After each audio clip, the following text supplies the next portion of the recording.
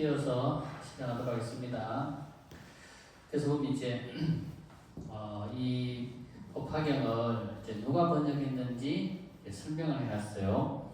후진, 이제 구자국, 삼장법사. 후진이라고 하는 거는 이제 번역한 시기를 말하는 거예요. 그래서 이제 구마라집이라고 하는 분이 후진이라고 하는 이제 한나라가 멸하고 56국이 지나서 전진, 후진 해가지고 후진 시기에 이 법화경이 번역이 되었다 이런 뜻이에요. 후진 시기에 법화경이 번역이 되는데 이게 중국에 이제 불교가 중국에 들어온 게 뭐냐면 이제 역사책에 의하면 후한 명제 그러니까 서기 57년에 이제 불법이 들어오기 시작해서 그러니까 이제 들어오기 시작해서 서기 한 400년쯤 지나서 이제 구마라지 법사가 이 중국에 오셔가지고 후진 시대에 이 법화경을 번역하셨다라는 겁니다. 그래서 이 후진은 이 법화경을 번역한 시대를 지칭하는 거고, 저 구자국이라고 하는 거는 이제 구마라집이 어디 출신인지를 써놓은 거예요. 그래서 구마라집은 구자국이라고 하는 나라의 출신이다. 구자국이라고 하는 나라는 이제 저쪽 이제 중국에서 저쪽 인도로 가는 그 사막지대에 있는 작은 나라예요. 오아시스가 있는 작은 나라의 이제 구자국이라고 하는 나라의 출신인데, 이거 구마라집은 그 출신이 그 구자국이라는 나라의 왕족 출신이에요. 왕족. 그러니까 구자국의 국왕의 여동생이 이제 시집을 가서 인도에서 오셨던 스님이 계셨는데 그분이 한속을 하시고 이 구마라집의 어머니랑 공주랑 결혼을 해서 이제 낳은 아들이 이제 이 구마라집이에요. 그러니까 이제 어머니가 조금 이제 마음에 그런 게 좀 있었나 봐요. 이제 아버지가 인도의 스님인데 그분을 이제 어쨌든 간에 환속하게 만들었던 이제 그런 이제 마음에 짐이 있었던 것 같아요. 그래서 아들을 이제 훌륭한 이제 스님으로 키우기 위해서 어머니도 출가하고 또 어머니가 또 출가해서 또 아들을 데리고 인도까지 가서 또 아들을 훌륭한 스님들 밑에서 이제 불법을 이제 교육시키고 그랬던 이제 전력이 있어가지고, 그래서 인도에서 공부를 해서 경과 율과 논이라고 하는 부처님 말씀하신 모든 경전을 통틀면 경과 율인데, 이제 이 경과 율을 설명해놓은 논이 있어요. 논서. 그래서 경율론 이렇게 3장이라고 그러거든요. 그래서 경장, 율장, 논장 이렇게 합쳐서 3장이라는데, 이 3장에 정통한 사람들을 그 당시에는 삼장법사다 이렇게 이야기했어요. 우리 뭐 선호공에 보면 삼장법사 나오잖아요, 그죠? 그러니까 그 삼장법사 이렇게 하면 부처님 말씀하신 경전과 경장과 율장, 그리고 그 부처님 말씀하신 경장과 율장을 설명해 놓은 논서, 그걸 논장 그렇게 얘기하는데, 이 논장까지 완벽하게 정통한 무불통제할 정도로 정통한 사람을 그 당시는 삼장법사다 이렇게 하겠어요. 그러면 요 후진 구자국 삼장법사를 통해서 구마라집이라고 하는 분이, 그죠? 이분이 이제 후진이는 이제 법화경이 번역된 시기, 구자국이라고 하는 것은 구마라집의 출신 지역, 그죠? 삼장법사라고 하는 것은 구마라집이 경율론 3장에 정통한 스님이다라는 것을 알 수가 있는 거죠. 그래서 구마라집이라고 하는 것은 이 법화경을 번역하신 스님의 이름이 되고, 그리고 봉조역 이렇게 있어요. 봉조역. 봉조역이라고 하는 건 뭐냐면, 봉이라고 하는 것은 맞들다 이런 뜻이거든요. 맞들다. 조라고 하는 것은 뭐냐면 황제의 명령을 줘라고 할 거예요. 그래서 우리는 이제 보면 칙령, 칙서 이렇게 하면 황제가 그죠 신하에게 내리는 명령이 그죠 황칙령, 칙서라고 하는데 이제 조서라고도 하죠, 그죠? 그래서 그 당시 후진의 왕이 구마라지 법사에게 이제 명을 내려서 그 명을 받들어서 이 법화경을 번역했다라는 거예요. 그러면 구마라지 시대에 이 경전을 번역한다라는 것은 뭐냐면 한 나라에서 시행하는 국책 사업이에요. 국책 사업. 그러니까 한 개인이 할 수 없는 국가의 후원을 받아서 국가의 도움을 받아서 국가에서 시행하는 국책 사업으로서 시행되었던 게 역경 사업이라는 거예요.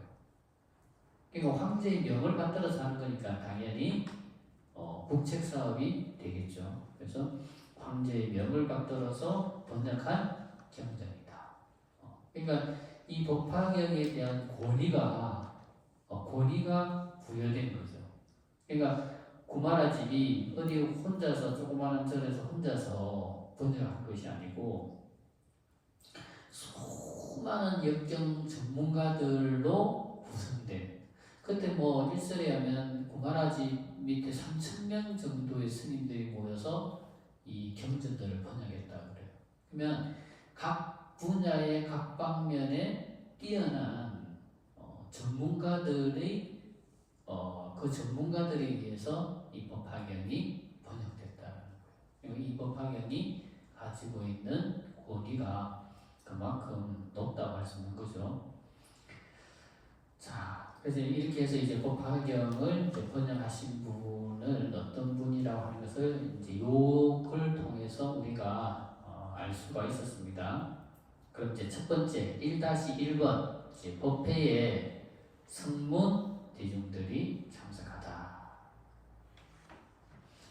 그러니까 이제 우리가 이제 말로 설명을 하려면 순서가 필요하잖아요, 그죠? 말과 글은 순서가 필요해요, 그죠? 상황은 순서가 필요 없죠, 그죠? 우리가 예를 들어서 보살님이 동시에 오면 동시에 오는데 순서가 필요 없어요. 근데 이제 설명을 하려고 하면 순서가 필요하죠.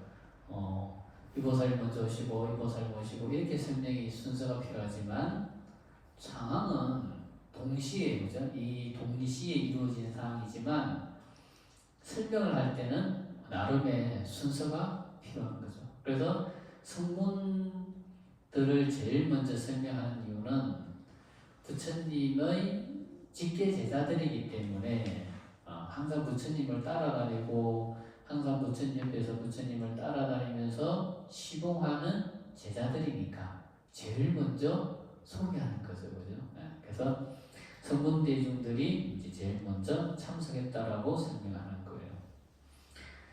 자, 한글 번역은 다 되어 있어요, 그죠? 다 되어 있어요. 그리고 여러분들 매일 하루에 한 품씩 읽으면 또 한 달 돌아오면 또 서품 읽을 때 또 다 읽어봅니다. 그리고 또 시간 날 때 한글 얼마든지 읽어볼 수 있으니까 오늘은 우리는 앞으로 한글은 여러분들 알아서 읽어보시고 또 설명할 때 혼자서 이렇게 한글로 보셔도 되고 한문으로 같이 저랑 따라가면서 보셔도 돼. 그죠? 네. 한문으로 하는 이유는 우리가 한문으로 아까 처음에도 제 서두에도 말씀드린 것처럼 우리가 원전을 가지고 한 달에 한 번 전독을 하잖아요. 그죠?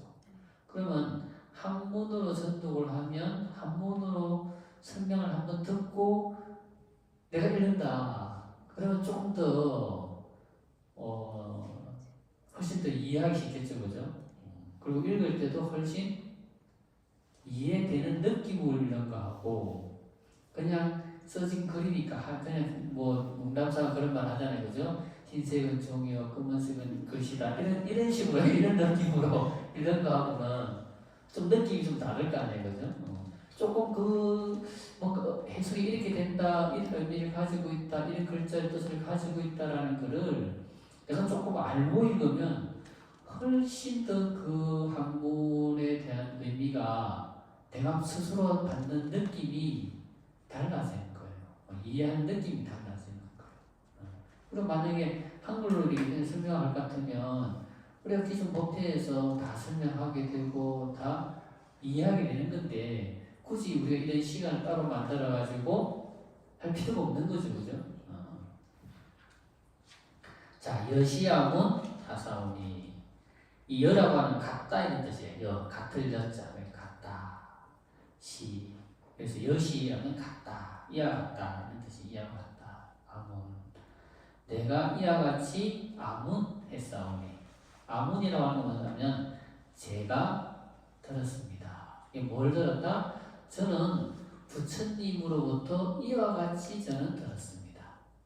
그러니까 우리가 어떤 말을 옮길 때 내가 듣기로는 친구가 이야기하는 말을 들었는데 이렇게 이야기를 하더라 이렇게 하잖아요, 그죠? 그 말이 뭐 여시아문인 거지. 여시아문.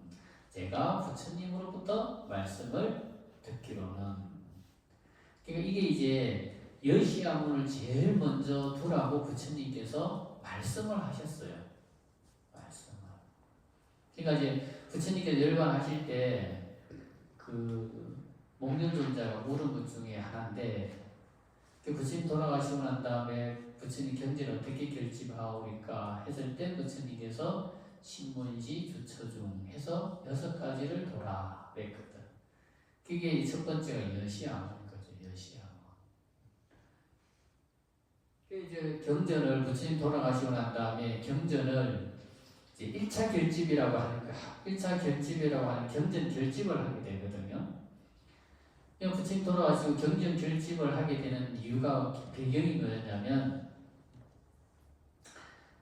가섭이 자기 제자들 권속들을 거느리고 다른 이웃 나라에 유행을 나갔어요. 유행이라고 하는 게 뭐냐면 우리말에 보면 만행이란 말 쓰잖아요, 그죠? 스님들이 만행을 다닌다. 이 만행이란 게 뭐냐면 세상을 돌아다니면서 세상사 돌아가는 것도 보고 세상사 사람들을 만나서 그 사람들에게 법도 설하고 세상사 사람들이 법을 궁금해하면 설명도 해주고 이렇게 이제 만행이에요. 그걸 이제 인도에서는 이제 유행 이렇게 하는데 이 유행을 따랐는데 어떤 사람이 지나가면서 하는 말이 부처님께서 열반하셨다는 거예요. 그게 가슴이 터졌죠. 그게 가슴이 물었어요. 금방 당신이 한 말이 무슨 말이냐. 그러니까 부처님께서 며칠 전에 열반하셨답니다. 그러니까 이제 부처님 계신 곳과 가슴이 있는 곳이 떨어져 있잖아요. 시간적으로. 그러니까 여기서 부처님 열반하셨다는 말 듣고 가서 봤던 사람이 자기 지옥으로 가다가 그 말 한 거예요. 부처님 열반하셨다는 말. 그 부처님 열반하셨다는 말을 듣고 가슴이 너무 슬퍼하는데 이제 늦게 출가한 제자 한 사람이 뭐라고 이야기했냐면 아이고 이제 부처님이 돌아가셨으니 잔소리할 사람이 없어서 참 좋네. 부처님 살아있을 때는 이것은 하라, 저것은 하지 마라, 이것은 하면 안 된다, 저것은 해야 된다 이런 잔소리를 해서 참 힘들었는데 이제 잔소리꾼이 돌아가셨으니 이제 잔소리할 사람이 없으니 얼마나 편한가 이렇게 이야기를 하는 거예요. 가슴이 그 말을 듣고 아차 큰일 났구나. 큰일 났구나. 그래서 이제 부처님 열반하셨다는 말을 듣고 이제 부처님 이제 열반에 계신 곳에 간 거죠. 근데 이제 부처님 이제 열반하시고 난 다음에 부처님 관에 불을 붙였는데 관에 불이 안 붙는다는 거예요. 그래서 이것은 필시 연유가 있을 것이다. 그래서 이제 기다리니까 이제 가섭존자가 온 거예요. 가섭존자가 와가지고 가섭존자가 문상을 하고 나니까 부처님이 이제 선에서 이제 선사들이 많이 말하는 곽시상고 관에서 부처님이 두 발을 보여주시더라. 그러고 다음에 불을 붙이니까 이제 부처님 관에 불이 붙었다는 그런 이야기가 있는데 어쨌든 이제 그래서 가섭이 이제 부처님 장례를 성대하게 정중하게 다 치르고 난 다음에 그때 모였던 스님들한테 이야기를 한 거예요. 석 달 후에 우리가 모여서 부처님 말씀을 결집을 하자. 부처님 하신 말씀을 결집을 하자. 그래서 경전을 결집하는 이제 1차 결집을 하게 된 거예요. 그 1차 결집을 하니까 500명의 스님들이 모이게 되는데, 그 부처님 제자가 아라한이 500명만 있는 건 아니거든. 우리가 법화경에서 12,000명의 아라한을 이야기하잖아요. 그죠? 근데 이제 부처님 제자들 가운데 모든 번뇌가 다 사라진 깨달음을 얻은 아라한들이, 무수한 아라한들이 있음에도 불구하고 500명만 모인 이유는 이거예요. 그 500명 가운데는 부처님 경전 말씀을 완전하게 기억한 사람과 또 부처님 말씀 가운데 계율과 관련된 부분을 완벽하게 기억하고 있는 사람, 이 두 스님들만 모았을 때 그게 모인 게 500명이라는 거예요. 그러니까 부처님 때는 출가를 하면 모든 비구는 두 가지 의무를 가진다는 거예요. 하나는 부처님 말씀을 기억해야 되는 의무. 옛날에는 이 문자 시대가 아니잖아요. 글로서 지식을 전하는 시대가 아니고 뭡니까? 구전하는 시대잖아. 말로서 말을 전하고 가르침을 전하고 기억하고 또 그것을 가르침을 또 말로서 전하는 시대였거든. 그러니까 부처님 말씀을 기억해야 되는 거예요. 그게 하나 첫 번째 이고, 그리고 두 번째 이고는 뭐냐면 부처님 말씀을 들었던 그 경전의 말씀에 의지해서 수행하는 거. 이 두 가지는 거예요. 근데 이제 나이 들어서 아까 그 비구처럼 나이 들어서 출가한 스님들이 있잖아요. 그죠? 젊을 때는 머리가 총기가 있으니까 그게 기억이 되는데 나이 들어서 출가한 사람들은 도대체 기억이 안 되는 거예요. 그럼 어떻게 해요? 그러니까 부처님 경전을 배우는 거는 의무를 지키지 못하고 바로 수행을 하는 거예요. 그래서 수행을 해서 아란을 깨달은 사람들이 있고, 부처님 경전도 기억하고 수행해서 깨달은 사람들도 있고, 또 부처님 말씀하신 계율 관련된 부분을 기억하고 수행해서 깨달은 사람들이 있는 거예요. 그러니까 그런 사람들만 모으니까, 최정예만 모으니까 500명 정도가 되더라는 거지. 그 중에 이제 아난존자와 이제 가섭존자가 있는데, 그래서 우리가 이제 모든 절에 가면 모든 탱화를 다 뭐라 그러냐면 영산 해상도라고 그래요. 이 영산 해상도 이렇게 이야기하면 그 뭐다? 법화경을 중심으로 해서 법화경을 사상을 근거로 해서 그려진 탱화다. 이렇게 이야기하는 거예요. 우리 탱화에도 보면 그죠? 그쪽에 오른쪽에 그죠? 스님 한 분이 머리가 이렇게 좀 고원하시면서 그죠? 눈썹도 허옇고 허연 스님 있잖아요, 그죠? 저분이 이제 마가슴이고, 그 반대에 부처님 손에 경전을 들고 있고 잘생긴 스님 있잖아요, 그죠? 근데 저분이 아난존자예요, 아난존자. 그래서 이제 경전을 결집을 하는데, 그 아난존자는 모든 부처님 경전 말씀을 완벽하게 기억하는 제자는 아난존자뿐인 거예요. 500명들은 각자 어떤 부분을 기억을 해도 그 전체를 기억은 못하는 거예요. 그 전체를 기억한 제자는 아난존자뿐인 거예요. 그래서 아난존자가 올라가서 부처님으로부터 들었던 말씀을 이야기할 때 첫 마디가 뭐다? 여시아문, 나는 이와 같이 나는 들었습니다. 이렇게 하면 어떻게 되는 거야? 이거는 아난존자의 말이 아니고 아난존자가 부처님으로부터 들었던 말을 하는 거구나. 이렇게 되는 거죠.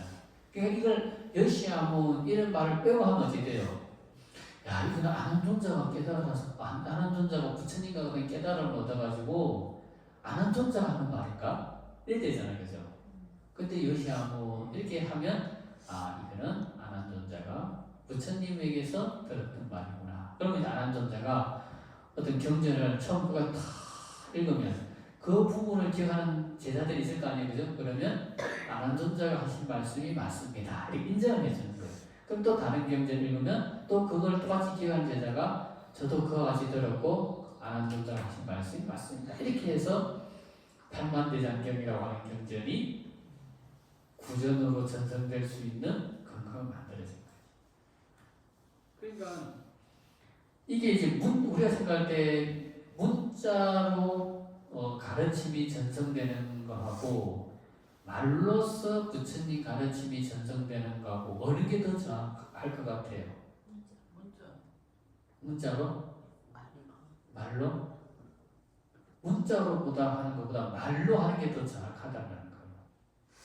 왜? 글은 쓴 놈이 틀리게 써서 전하면 그게 진짜인가? 이렇게 되잖아요. 그죠? 근데 이 말은 한 글자 한 구절 틀리지 않고 전해야지만이 완벽하게 전할 수가 있는 거예요. 왜 또 다른 사람들 나도 그거 같이 기억하는 사람도 다르게 또 그걸 정확하게 또 기억하는 스님들이 있거든. 그러니까 말로 전하는 구전으로 전하는 구전 정성 문화가 더 정확했다는 거예요. 근데 이건 이제 널리 펴는 데는 문제가 있지, 그죠? 그렇죠. 한계가 있어요. 널리 전하는 데는.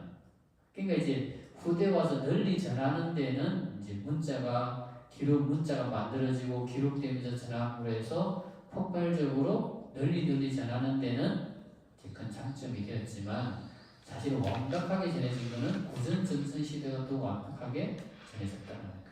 그래서 왜 대장경 같은 데도 보면 이때 주가 보면 막 붙어 있거든. 뭐냐면 똑같은 글자인데도 어떤 책에는 이렇게 썼었더라. 어떤 책에는 저렇게 썼더라. 왜 그래요? 옮기다 보면 잘못 쓸 수도 있잖아. 잘못 쓸 수도 있잖아요. 그러니까 세계에서 가장 완벽한 대장경을 꼽으라면 팔만대장경을 꼽는다는 거예요. 팔만대장경에는 오자가 없다는 거예요. 오자가. 그 뭐 팔만대장경을 만드는 시대가 우리나라 뭐 살기 좋고 뭐 평화로워서 탱자 축탱물로 뭐 탱자 한다고 뭐 놀기 좋은 세상이 아니었잖아요. 태평세대가 아니었잖아요. 어떤 시대였어요?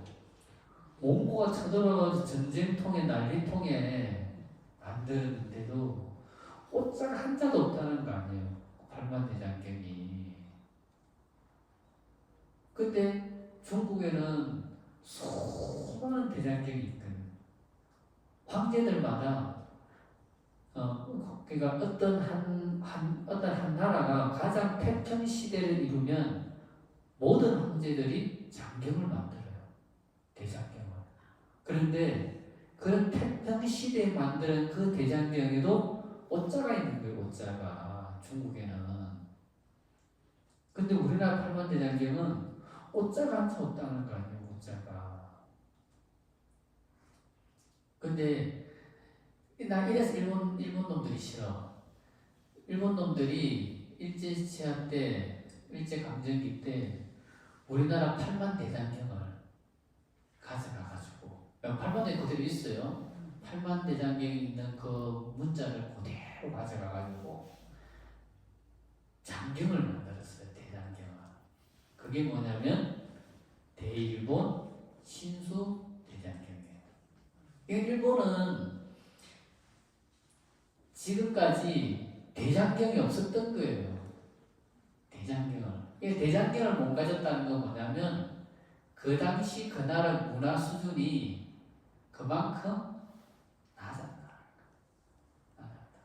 그래서 오죽하면 임진왜란 전에 그 일본에서 맨날 아이고 조선에서는 숙류 억부를 하니 불교 대장경이 필요 없지 않느냐. 그러니 그 팔만 대장경을 우리 일본국에 주면 좋겠다. 그래가지고 조선 왕조에서 그냥 차라리 줘버릴까? 팔만 대장경 줘버릴까 왜? 저기 있음으로 해서 또 불교가 또 이게 더 탄탄하게 유지될 수 있는 것 같고 그러니까 그냥 지금 일본의 축하 그런 말을 한 조선 왕도 있었다는 거예요. 일본에서는 그런 대장경을 가질 수 있는 문화 수준이 안 됐으니까 그래서 이제 일본이 우리나라를 일제 강점기 때 그걸 가져가지고 그걸 이제 모본으로 해서 만드는 장경이 대일본 신수대장경이에요. 근데 이 대일본 신수대장경이 근대에 만들어진 대장경 중에서 이제 모든 대장경을 종합해서 만들어낸 거예요. 그래서 세계 불교학자들이 한문 문자로 된 불교 대장경을 논문으로 쓸 때 다 어떤 걸 썼냐? 대일본 신수 대장경을 그걸 저본으로 쓰는 거예요. 그러니까 그만큼 문화 수준이라고 하는 게, 그러니까 이게 참 일본이 그런 걸 다 가져간 거지 사실. 이거는 좀 각설하고 어찌됐든 간에 모든 부처님 경전의 말씀을 이렇게 문자로 전할 때는 이렇게 오자가 생기기 때문에 그런 것 때문에 그 대일본 신수 대장경 밑에 보면 어느 장경에서는 이 글자를 이렇게 썼다, 어느 장경에 이렇게 썼다 이렇게 많이 있어요. 근데 구전으로 전송됐을 때는 한 글자 토시도 안 틀리게 정하게 썼을 때는 그런 게 없었다는 거지. 어쨌든 간에 이건 이제 사설이었고 문자로 전송될 때 그와 같이 했다라는 거죠. 그래서 여시야문이라고 하는 것은 안한존자가 부처님으로부터 들었습니다 라고 하는 말이 되는 거예요. 그래서 일시의 불이, 그러니까 일시라고 하는 건 뭐냐면 한때에 부처님께서, 그러면 왜 한때라고 했느냐? 부처님께서 분명히 몇월 며칠 몇 시에 어디에서 설하셨을 텐데 왜 모든 경전은 몇 년, 몇월, 며칠이라고 기록하지 않고 다 그냥 한일자 쓰고 떼시자 써서 일시라고 하느냐? 그러면 이 법화경을 듣기 위해서 보면은 수많은 사람, 그 부처님이 오고 보살님들이 오고 천룡팔부, 그죠? 가루라, 김나라, 마우라가 약상, 인비 등 수많은 사람들이 오잖아요. 그죠? 그러니까 시간이 다른 거예요. 시간이. 저번에 말했잖아요. 인간의 100년이 사천왕천이라고 하는 나라의 하루라고 했잖아요. 그러면 사천왕천의 시간 개념하고 우리가 살고 있는 이 사화세계 시간 개념하고 다르잖아요. 그죠? 이게 만약에 인간들만 모여가지고 부처님 법을 전했다. 그럼 정확하게 몇 년, 몇월, 며칠을 딱 쓰면 되죠. 근데 거기는 인간 대중들만 있는 게 아니고 34층에 수많은 하늘 대중들과 또 부처님과 불보살님과 수많은 사람들이 왔잖아. 그러면은 몇 년, 몇월, 며칠을 하면은 안 되는 거지.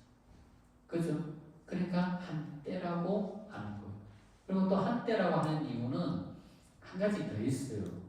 만약에 2500년 전에 가르침이 2500년 전의 가르침이 지금 현 시대에도 그 가르침이 생명력이 없다면, 그죠? 생명력이 없다면 일시라고 할 수 없죠. 근데 2500년 전의 부처님의 가르침이 지금 현 시대에도 그 부처님의 가르침이 우리에게 뭡니까? 큰 가르침을 주고 큰 울림을 주고 지금도 큰 깨달음을 주기 때문에 일시라 하더라도 틀린 게 아니라는 거지. 그러니까 과거, 현재, 미래를 관통해서 이 부처님의 가르침이 이어질 수 있기 때문에 일시라고 한다는 거예요. 지금은 그저 뭘 하면 몇 년, 며칠, 몇일, 며칠이라고 하지만 그는 그 시대의 언어로서 그 시대 사람들에게는 어떤 메시지가 될 수는 있겠지만 그것이 1000년 후, 2000 후에도 그 말이 그 시대 사람들한테 깨달음을 주고 큰 울림을 줄 수 있을까? 그건 아니라는 거지. 근데 부처님이 가르침은 과거, 현재, 미래를 관통하는 그런 큰 깨달음을 주기 때문에 일시라고 한다. 이렇게도 이야기한다는 거죠. 자, 불. 이 불이라고 하는 것은 앞으로 가면 많이 나올 거예요. 그죠? 이 불이라고 하는 것은 부처님이라는 말이잖아요. 그죠? 인도 말은 붓다. 그죠? 붓다. 그것을 번역을 해서 불. 그럼 이제 사실은 붓다라고 하는 것은 깨달은 사람을 붓다라고 이야기하잖아요. 그죠? 그러니까 부처님이라고 하는 것은 깨달은 사람, 각자를 말하는 거예요. 깨달은 사람. 또 어떤 사람은 이렇게 이야기를 해요. 부처 불자를 이제 보면 이렇게 썼는데 첫 번째 있는 게 이게 사람 인변이라는 거예요. 이거 사람 인변. 사람 인자에 이 불자, 이것도 이제 불자인데 이건 아닐 불자.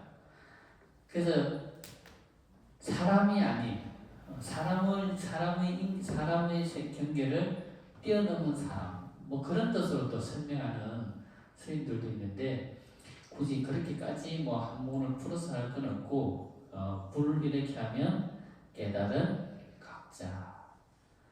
그래서 불이라고 하는 것은 깨달은 사람을 부처라고 한다 이렇게 생각하시면 돼요. 그래서 주 왕사성의 기사불 산중 가사. 주 할 때 이 주라고 하는 것은 머물다 이런 뜻이에요. 어디에 머물다? 왕사성 기사불 산중에 머물고 계셨다 이렇게 되는 거예요. 주 머무다. 그러니까 한문은 동사 명사 구조가 기본 구조거든요. 우리 구조는 어떻게 돼요? 주어, 목적어, 동사 구조잖아요. 그죠? 근데 한문은 주어를 생략해요. 기본적으로. 그래서 한문은 우리말과 반대로 동사, 목적어 구조죠. 우리는 목적어, 동사 구조잖아요. 그죠? 그리고 우리말은 목적어, 동사 구조이기 때문에 주어가 꼭 있어야 돼. 주어, 목적어, 동사. 근데 한문에는 주어를 생략하고 동사, 목적어 구조가 되어 있다. 그럼 이것도 기본적인 동사, 목적어 구조로 보면 주라고 하는 것은 동사가 되는 거죠. 머물다. 어디에 머물다. 이거 왕사선 기사굴 산중에 머물고 계셨다. 자, 왕사선이라는 말은 이 글자를 보면 임금왕자의 집사자거든요. 그러니까 이게 뭐냐면 왕사라고 하는 것은 임금이 사는 집 이런 뜻이 돼요. 왕사, 임금이 사는 집. 그럼 임금이 사는 집이면 궁궐이잖아요, 그죠? 궁궐. 근데 그 궁궐 옆에다가 성자를 붙여놔서 뭡니까? 성자일 때 성. 그러면 이제 왕사성 이렇게 하면 어떻게 되냐면은 왕이 사는 성. 이 말은 결국 왕이 사는 성이라고 하는 것은 도시라고 하는 것은 이 성자가 우리가 이제 우리가 무슨 산성 이런 할 때 성자를 쓰자는 거죠. 근데 이 성자가 또 다른 의미로 뭐냐면 도시를 말해요. 우리는 성이랑 다 사례가 있잖아요, 그죠? 대체로 뭐 남한 산성, 북한 산성 보통 보면 성이랑 보통 사례가 있어요. 물론 이제 큰 성 가운데 물론 이제 도시 안에도 성이 있긴 있지만 도시 안에 있는 성들은 큰 도시들이잖아요, 그죠? 뭐 한양도성이라든가 진주성이라든가 뭐 이런 데는 보면 큰 도시 안에 성이 있잖아요, 그죠? 그러니까 이 성이라는 뜻은 어떤 뜻가 있냐면 도시를 상징하는 거예요, 도시. 그러니까 우리나라는 뭐 산성이 많이 있다 보니까 이 성자를 쓸 때는 뭐 산이 산성인가 이렇게 생각할 수 있는데 인도같이 평지 시대에는 성은 평지에 성을 쌓고 그 안에 사람들이 사는 거예요. 그래서 하나의 도시를 뜻하는 거예요. 그 왕사성이라고 하면 왕이 사는 수도. 요즘은 지금 그 나라의 수도를 말하는 거예요. 그래서 그 부처님 계실 때는 큰 그 나라가 두 개가 있었거든요. 인도에. 그러니까 두 개의 강대국과 작은 나라들이 있었는데 이제 하나는 뭐냐면 마가다국과 하나는 코살라라고 하는 두 큰 성이 있었어요. 그래서 이제 코살라라고 하는 성과 마가다라고 하는 성, 큰 두 성이 두 강대국이 있었고 그 부처님께서 이 두 강대국을 왔다 갔다 하시면서 중생교화를 하셨거든요. 그래서 여기는 마가다국의 수도인 왕사성, 그 왕사성 근처에 기사굴산이라고 하는 산이 있었다는 거죠. 그래서 기사굴산은 이제 인도말로 기사굴산이고 우리말로 번역하면 뭐라 그래요?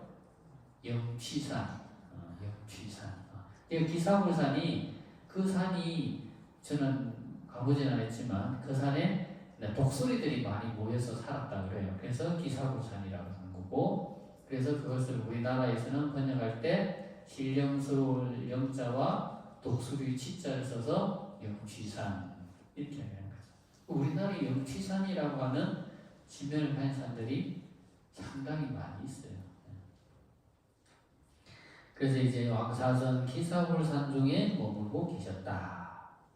여 대비구 중 12,000인으로 구르시니. 여라고 하는 것은 누구누구와 함께 이런 뜻이에요. 여라고 하는 것은 누구누구와 함께. 여 대비구 중 12,000인이면 대비구라고 하는 것은 뭐냐면 비구라는 글자 앞에 큰 대자가 붙었잖아요. 그죠? 일반 비구가 아니잖아요. 그죠? 우리말로 하면 뭐예요? 큰 스님이잖아요. 큰 스님. 큰 스님. 그럼 여기서의 비구는 일반 스님들을 지칭하는 명칭이 비구예요. 비구. 그런데 그 비구에 큰 대자를 붙였다고 하는 것은 뭐냐? 큰 스님인데 요즘은 나이 들면 다 큰 스님이고 큰절에 주지 살면 큰 스님이지만 옛날에는 대자를 썼다는 건 뭐냐면 깨달음을 얻은 비구이기 때문에 대비구라고 이야기하는 거예요. 그래서 깨달음을 얻은 대비구 중, 이 대비구 중 할 때 중자가 무슨 자냐면 무리중자. 무리중. 그래서 스님들 낮춰서 말할 때 중이라고 그러잖아요. 그죠? 중. 항상 스님들이 모여 살기 때문에 중이라는 말을 쓰는 거예요. 중. 요즘은 거의 안 모여 사니까 중이라는 말을 쓸 수 없다는 거죠. 중이라고 하는 말은 항상 모여서 산다. 항상 대중생활을 한다. 항상 화합해서 산다. 이런 뜻이 중이라는 뜻이에요. 그래서 대비구 중 12,000명과 함께 계셨다. 그러니까 건강경은 1250인데 그죠? 법화경 이전의 경전에서는 부처님이 비구들과 함께 계시면 그냥 1250명 정도예요. 1250명 정도인데 여기 법화경에는 그 10배잖아요. 그죠? 12,000명이 함께 계셨다는 거예요. 그래서 12,000명과 함께 계셨는데 계시아라니라. 계시라고 하는 말은 뭐냐면 모두가 다 이런 뜻이에요. 모두가 다 아라한이다. 모두가 다 아라한이다. 자, 우리 또 법화경에 보면 아라한이란 말이 참 많이 나오거든요. 부처님 경전에 보면 또 우리 법화경 안에서도 아라한이란 말이 참 많이 나오는데 아라한을 부처님 경전에서 뭐라고 표현했냐면 이렇게 표현해놨어요. 연잎에 물방울이 굴러 떨어지듯이 송곳 끝에 겨자씨가 머물지 못하듯 욕망에 매달리지 않는 사람 그를 일컬어 아라한이라 한다. 표현이 멋있죠? 이 아라한은 뭐냐면 연잎에 물방울이 굴러 떨어지듯이. 여러분들 연잎에 물방울 탁 하면은 그 물방울이 연잎에 안 붙잖아요. 모양 또르르르 굴러 떨어지잖아요. 그죠? 그러니까 아까도 말한 것처럼 연꽃은 지극히 청정하다고 그랬잖아요. 그죠? 그 어떠한 것에서 물들지 않는 거예요. 그 어떠한 것에도 더럽혀지지 않는 거예요. 그래서 물방울이라고 하는 것은 번뇌를 뜻하는 거죠. 그죠? 그 연잎이 어떤 물방울을 하더라도 연잎을 더럽힐 수 없는 거예요. 굴러떨어지듯이. 또 곱작작한 그 송곳 끝에 그 작은 겨자씨 있잖아요. 그죠? 그 작은 겨자씨 하나도 그 송곳 끝에 머물지 못한다. 그러니까 그 어떤 것에서 집착하지 않는다라는 거예요. 머물지 못하듯 어떠한 욕망에도 매달리지 않는 사람, 그를 일컬어서 아란이라고 한다. 또 그렇게 하면서 또 뭐라고 말씀하시냐면 이런 말씀을 하세요. 비구들이여 번뇌를 완전히 제거한 사람은 사랑의 기쁨도 즐기지 않고 애욕을 느끼지도 않는다. 마치 연잎에 떨어진 물방울이 달라붙지 못하고 굴러 떨어지듯이 겨자씨가 송곳 끝에 머물지 못하고 굴러 떨어지듯이 번뇌에서 벗어난 사람의 마음에 사랑의 감정은 일어나지도 않고 머무르지도 않는다. 이렇게 합니다. 이게 여기서 말하는 사랑이라고 하는 건 뭐냐? 우리가 육도윤회를 왜 하느냐? 바로 다 사랑 때문에 육도윤회를 한다. 사랑의 반대는 뭐예요? 미움이잖아. 더 나아가서 원망하는 마음. 그게 다 사랑하기 때문에 미운 마음이 있는 거고 원망하는 마음이 있는 거예요. 사랑하지 않으면 미워하는 마음도 원망하는 마음도 없는 거예요. 그러니까 우리가 이 지구 안에서 편하게 살아가고 있잖아요. 그죠? 근데 만약에 그 우주선을 타고 핑 해가지고 이 대기권을 벗어나면 어찌 돼요? 이 지구 중력의 영향을 안 받기 때문에 사람이 생활하는데 편할까 엄청 힘들어. 그죠? 여기서 조만간 가려고 살짝 톡 이러면 퓨 하고 저만큼 날아간다면서요. 왜 그래요? 지구 중력의 영향을 받지 않기 때문에 그래요. 그죠? 그러면 이걸 지구 중력의 영향을 벗어나본 사람은 지구 중력의 영향이 얼마나 큰지를 알아요. 그죠? 근데 우리 지구 중력의 영향에서 벗어나 본 적이 없어. 그럼 우리 지구 중력의 영향이 얼마나 큰지 우리는 모르고 살아요. 마치 뭐 같다? 사랑이라고 하는, 미움이라고 하는, 그 원망이라고 하는 그 속에서 우리가 마치 지구 중력 속에 살아가듯이 그 속에 살아가고 있기 때문에 그것이 얼마나 우리에게 큰 영향을 미치고 있는지 모르고 살아가는 거예요. 아까 말한 것처럼 지구 우주선 타고 펴 해가지고 그죠? 대기권 벗어나면 지구 중력의 영향이 힘이라는 게 얼마나 큰지 알잖아요. 그죠? 근데 안에 사는 우리는 몰라. 지구 중력의 영향이 얼마나 큰지. 우리 물건 하나도 이렇게 온전하게 있을 수 있는 게 이게 뭐예요? 다 지구 중력의 영향이 힘에 의해서 이렇게 있는 거예요. 만약 지구 중력의 영향이 다 없잖아요. 그럼 이게 다 둥둥둥 뜨고, 그지? 머리도 박아 둥둥둥 뜨고, 그래서 할 거예요. 그죠? 이 사랑과 미움, 원망, 이것이 바로 우리가 육도윤회를 하는 것에서 벗어나지 못하는 그 힘이라는 거예요. 그러니까 우리가 육도윤회를 못 벗어나는 이유는 뭐다? 중력이 우리를 땡기듯이 사랑, 미움, 원망이라고 하는 그 번뇌가 우리를 땡기는 거예요. 이 생사에서 벗어나지 못하게 땡기는 거예요. 이렇게. 그러니까 내가 그 사랑, 미움, 원망을 벗어버리면 뭐요? 해탈하는 거예요. 그러니까 내가 그 마음을 가 있으니까 내가 지구 중력의 영향이 땡기지 이렇게 번뇌에서 못 벗어나고 괴로움에서 못 벗어나고 사는 거예요. 그러면 우리가 죽어서 극락을 가고 못 가고 누구한테 달린 거다? 다 우리 자신한테 달린 거예요. 그래서 아란이라고 하는 것은 모든 가래와 그리고 모든 가정을 누리고 출가 수행자가 되어서 가래와 존재에 대한 욕망을 방해한 사람, 그를 일컬어 아란이라 한다. 그래서 아란은 이런 모든 번뇌의 욕망과 사랑, 미움, 원망 이런 모든 것에서 마음의 해탈을 얻었기 때문에 그런 해탈을 얻은 사람, 그런 사람을 아란이라 한다는 거예요. 자, 그래서 제루이지나야. 제루라고 할 때 루라고 하는 것을 루라고 하는 글자는 뭐를 상징하냐면 번뇌를 상징해요. 번뇌를. 그럼 제루 했으니까 모두 제자에 번뇌를 상징하는 무 그랬으니까 모든 번뇌를 통칭해서 제루 이렇게 얘기하는 거예요. 모든 번뇌가 이진 이미 다 사라졌다.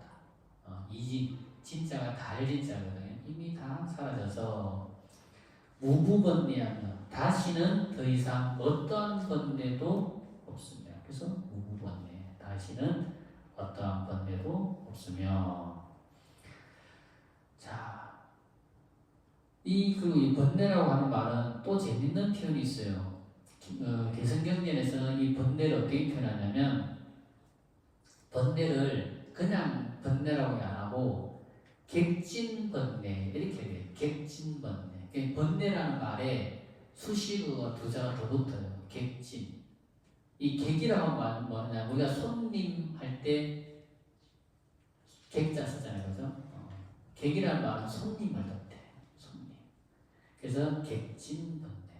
그때 진이는 뭐냐면 우리 몸과 마음을 더럽힌다는 뜻으로 진이라고 해요. 티끌 진짜. 우리가 먼지가 우리 눈에는 안 보이도 그 먼지가 우리 몸에 붙으면 어찌 돼요? 몸에 때가 생겨요. 이 먼지가 옷에 붙으면 옷이 더러워져요. 이 먼지가 집 가구 같은 데 오래 쌓이면 때가 되잖아요. 그죠? 그래서 객진할 때 진은 티끌 진짜 있어서 객이란 말도 번뇌를 뜻하고 진이란 말도 또 번뇌를 뜻하고 번뇌란 말은 또 번뇌인데 이 번뇌가 어떤 번뇌인지를 설명하는 글자가 객진이에요. 객진. 근데 객진 번뇌는 뭐냐면 우리 마음, 우리 경전에 항상 이렇게 하기 우리 본래 마음은 누구나 다 청정하고 깨끗하다는 거예요. 근데 이 청정하고 깨끗한 우리 마음에 객진이라고 하는 손님이 다 끼어들어서 그러니까 우리 집에 어떤 친구가 한 명 놀러 왔어. 근데 그 놀러 온 친구가 너무 착해. 그러면 뭐 이거저거 손도 안 대고 만약에 우리 분들 뭐 손자 손녀 있으면 손자 손녀를 같이 해보자. 손자 손녀가 왔는데 착해서 집안 별 해작질을 안 해. 오면 그냥 순하게 놀고 가서도 순하게 가. 그럼 괜찮 좋죠. 근데 어떤 애는 막 뛰어다니고 이리 뛰고 저리 뛰고 막 이리 어지르고 저리 어지르니까 오면 좋고 가면 더 좋다. 그런 말 한다며요 할머니들이. 오면 좋고 가면 더 좋다. 그 번뇌가 그거 같은 거예요. 번뇌가 우리 마음 위에 탁 들어오면 우리 마음이라고 하는 그 마음을 이렇게 뒤집어 놓는 거예요. 뭐 손잡아서 막 난장판 만들어 놓듯이 이 번뇌라는 건 우리 마음에 들어와가지고 우리 마음을 막 이렇게 뒤집어 놓는 거예요. 그러니까 우리 마음이 괴로운 거예요. 그러니까 이 번뇌가 오면 이 번뇌가 왔구나 하고 알면은 그 번뇌가 그런 짓을 못 하는데 이 번뇌가 내 집에 들어왔을 때 번뇌가 왔는지도 모르게 가만 놔두면 이 번뇌가 오만 집안 집구석을 그저 다 열어보고 해작질하고 뭐 훔쳐가고 하는데 번뇌가 떠나는데 이 도둑놈이 왔네 이러고 지키고 있으면 그 번뇌가 우리 마음을 괴롭히면 안 한다는 거예요. 그게 뭐예요? 요즘 말하는 알아차림이잖아요. 내 마음이 괴로우면 내 마음이 왜 괴로운지를 딱 알면 그 괴로움에서 벗어날 수 있는데 내 마음이 왜 괴로운지를 모르면 그 내 마음의 괴로움에서 못 벗어난다. 그래서 번뇌를 다른 말로 객진번뇌다. 마치 우리 집에 물건 훔치러 온 도둑놈과 같다. 이렇게 말할 거예요. 그래서 딱 내 마음에 번뇌가 딱 났다.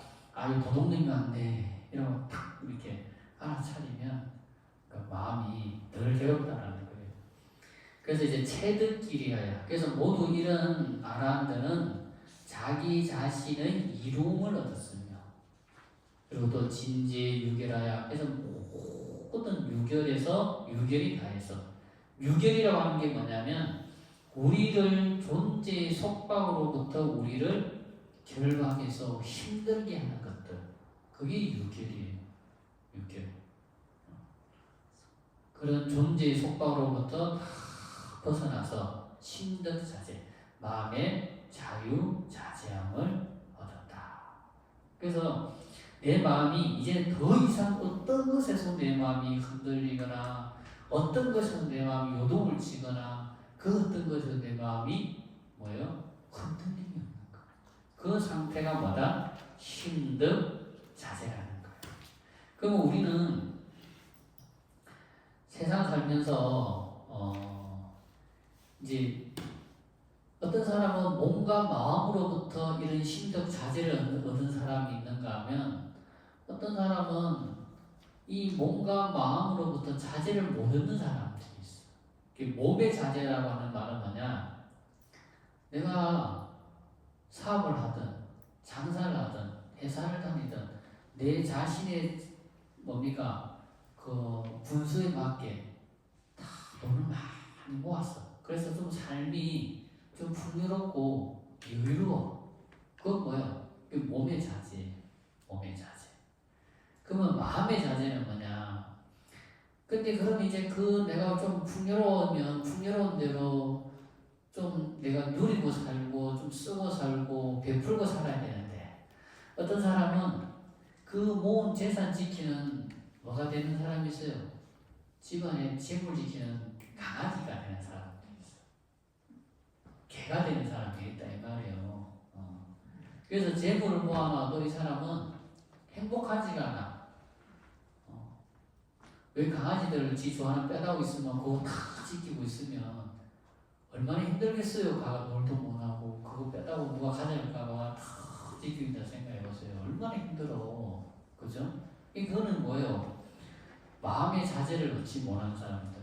그 뭐예요? 뭔가 그 재물이라고 하는 뭔가 돈이라고 하는 것에 내 마음이 노예가 되어서 살아가는 사람. 그런 사람들은 재물의 노예라고 그러잖아요. 마치 집안의 재물 지키는 엉멍이와 같다는 거죠.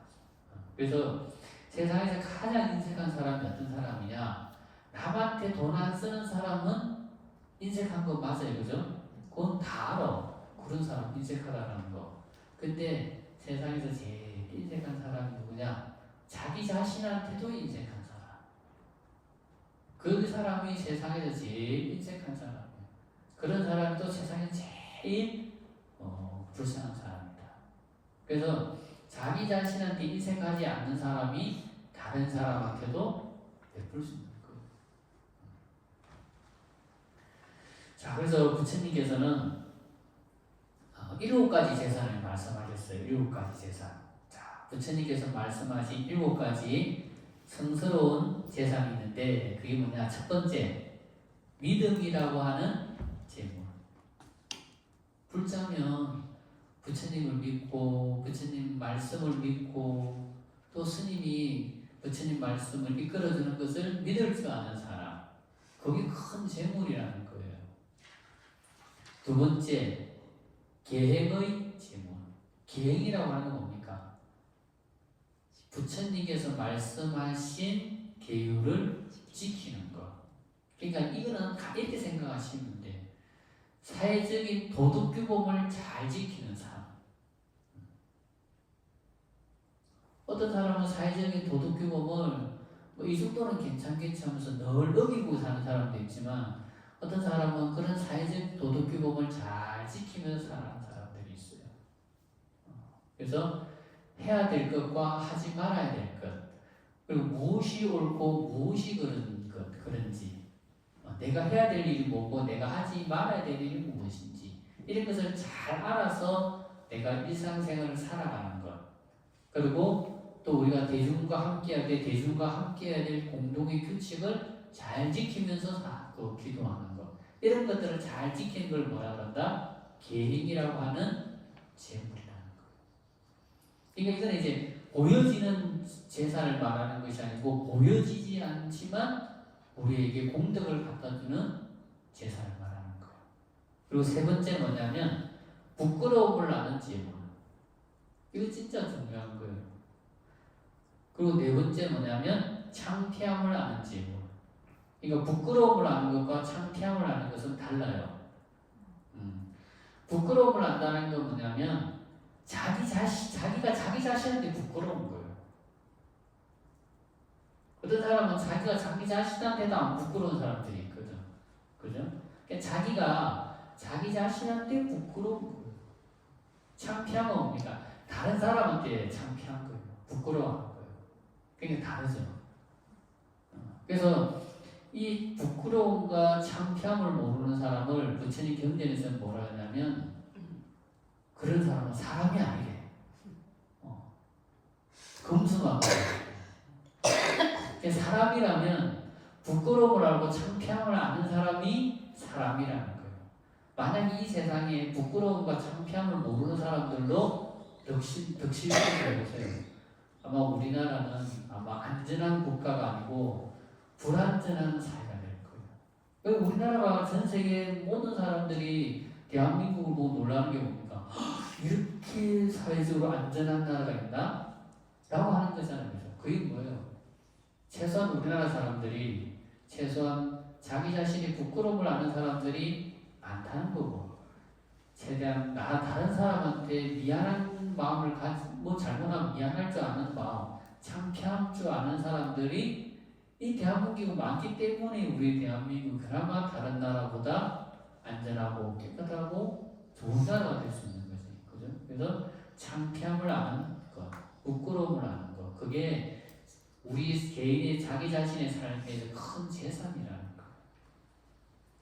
그리고 다섯 번째 뭐냐면 배움이라고 하는 질문. 사람은 죽을 때까지 배워야 돼. 나이 들었다고 두 손 놓고 두 발 놓고 그죠? 맨날 쓸데없는 유튜브나 보고 맨날 드라마나 보고 그러면 안 되는 거예요. 사람은 나이 들 때까지 배워야 돼. 배우는 사람이 정신적으로 건강하다니까요. 안 배우는 사람들이 정신적으로 빨리 병이 들어요.